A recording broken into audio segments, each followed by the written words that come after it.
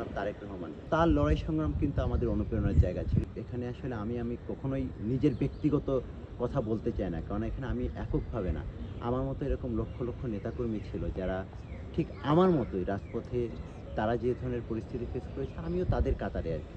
আমি নিজেকে এখানে কখনো আলাদাভাবে বিবেচনা করিনি। বিশেষ করে আমার যে অনুপ্রেরণার জায়গা, আমাদের বর্তমান প্রধানমন্ত্রী জনাব তারেক রহমান, তিনি কিন্তু শারীরিক মানসিকভাবে সর্বোচ্চ নির্যাতনের শিকার হয়ে বাংলাদেশ থেকে তাকে নির্বাসিত হতে হয়েছিল। তো তার লড়াই সংগ্রাম কিন্তু আমাদের অনুপ্রেরণার জায়গা ছিল। একইভাবে আমাদের গণতন্ত্রের যিনি আপসহীন দেশনেত্রী বেগম খালেদা জিয়া, আপনি যদি তার লড়াইয়ের কথা বিবেচনা করেন, তিনি যে বয়সে কারাগারে গিয়েছেন শুধুমাত্র এদেশের জনগণের অধিকার আদায়ের লক্ষ্যে, এদেশের জনগণের গণতান্ত্রিক অধিকার প্রতিষ্ঠার লক্ষ্যে, এই বয়সে একজন মানুষকে নির্জন কারাগারে একাকী জীবনযাপন করতে হয়েছে।